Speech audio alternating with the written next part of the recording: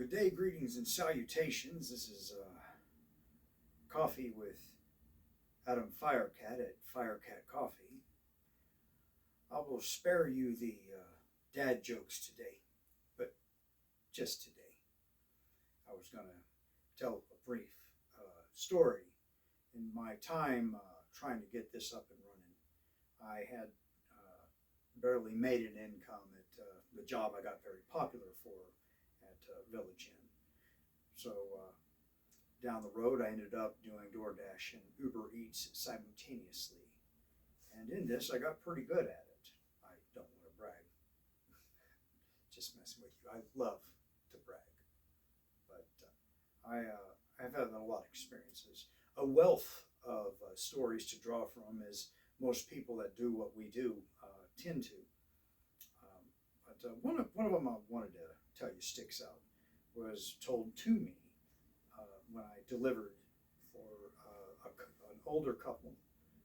They had a really nice place, and this is really, I mean, there's at least 2 commas on the price of this home, and I get to it, and they have trouble lifting things, and they're a little older than I guess it would be acceptable to just say, well, lots of luck to you. So when they asked me if I would be kind enough to bring in the groceries, I said, yeah, sure, I'd be more than happy to.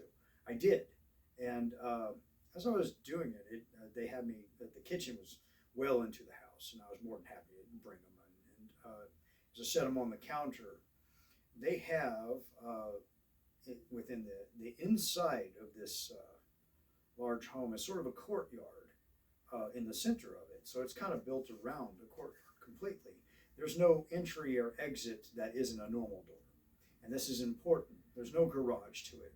It's just internal, completely enclosed as a courtyard. And they have a lot of nice things growing. But in the middle of this courtyard was, in my notes, looking to my right, a trailer. I'm talking about an ugly trailer. God, this thing was,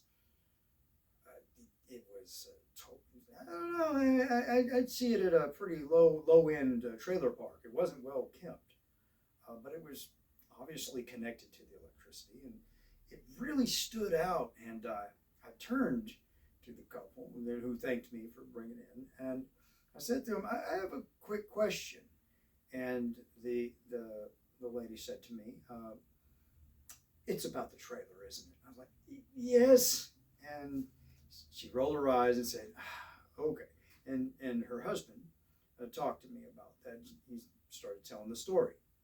When they built this place, and they came up as a couple, and apparently they power coupled, and they made a fortune pretty well off. But they designed a home, and they had it built to their specifications with the help of an architect. And so the crews came out and built it faster than average. Apparently they could throw money at the problem, and it did fix it. And in this time frame, they had completed it exactly how they wanted it, excepting that the foreman's trailer was still in the middle, and nobody had thought about it initially. But then when they were completing the work, they had the trailer still there, and then they realized, oh, we didn't really make an exit for that thing.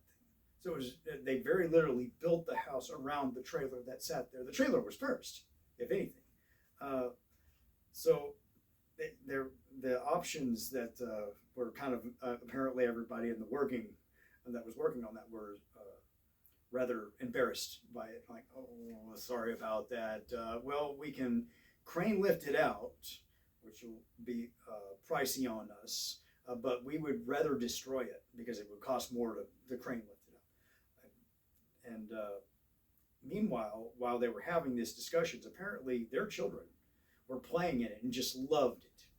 Apparently just loved this entire thing. And they said, can we keep it, please? Can we keep it? Can we keep it? And they thought nothing of it. Like, okay, we could destroy it later, a couple years down the road. And they didn't destroy it because the kids loved it so much that they had even spent years hanging out as their private little clubhouse in the middle of a courtyard in a very beautiful mansion, really a bad looking trailer. And the parents even had it connected to the water and to the electricity. They threw some more money at it because it made the kids happy. Well, the kids grew up to their teens and they were still having good times in there. They tell me they were trying to hide the fact they were smoking weed. And we knew the kids would try to hide from us and do these things as we want to do when we were kids. So what are we going to tell them? Outside of the standard disciplinary things that parents usually tell kids. And at the end, apparently they had moved on to college, and when they came back to visit, they didn't really want to stay in the mansion. They wanted to stay in the trailer that they had spent so much time in as a guest home. And eventually they did move on. And then the father, the husband in this story, didn't want to destroy it. Just too many good memories. So they left it exactly where it was. The wife didn't have as much connection to it, just like, so yes, it's still there. And at any rate, I thought that was a good thing. I thought that was a strange thing. I'm not going to like dead drop their location or anything. I just thought it was a pleasant moment or pleasant story. Again, it's one of the many things that you can run into when you do the job I do. You really don't know your neighbor. You really don't know the people that you live around unless you talk to them, unless you experience so much more of the world around you. I know a house that has a clock. It's a house that has a clock like a clock tower, and it's just somebody's house. I would have never seen it if I wasn't doing my job. So I'm kind of semi-grateful for the job I've had to do to get the income I needed to bring this to life while we're still kind of struggling to get this up, or we're still just trying to work on getting Firecat coffee where I want it to be. It's going to be a bit of a battle, but I feel like we're going to get there. But the experiences I've had doing the job that got me where I'm at currently, I don't regret them. Boy, it tears the hell out of my car. And I've got more stories to tell about it in terms of the job and the things I've experienced. But that's one I wanted to share with you.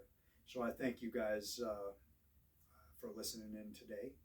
And we'll bid you farewell. Adam Cat here at Firecat Coffee. Till next time.